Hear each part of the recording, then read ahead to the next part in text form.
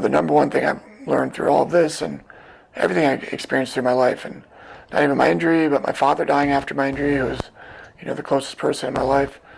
It's, I think a lot of people have this expectation of what their life should be, and if it's not that, then they struggle mentally, and it affects everything that they do. So, life is, you have no idea what's going to happen in your life and what's going to happen tomorrow or an hour from now. So it's, everything I've learned is just, you have to realize that, number one. Life is like an amorphous, you have no idea what's going to happen. And no matter what happens, you just have to take a positive outlook on it. There's being negative, putting negative energy out in the world, and getting depressed about things that have already happened does no good whatsoever.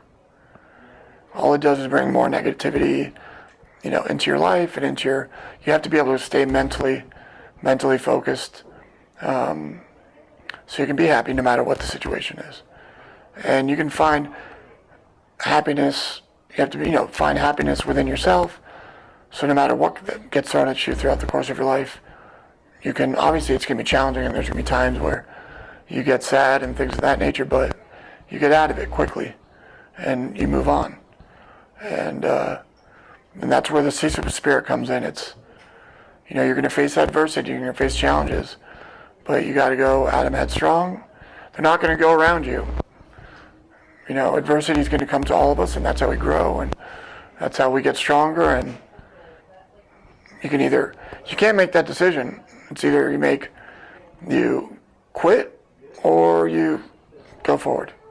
It's kind of, it's a fork in the road. That's when somebody, for example, gets injured, that's the decision they make. Either I'm going to take a positive outlook and say I'm going to beat this and make my life as incredible as I want it to be, or I'm going to let this thing defeat me, and every person can make that decision if they want. It's up to you.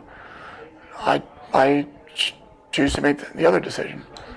But the point is that no matter what anybody's facing, you can find happiness and fulfillment, and it can live an absolutely wonderful life, and it's going to be different than what you thought your life was going to be, but still just as incredible, if not more incredible.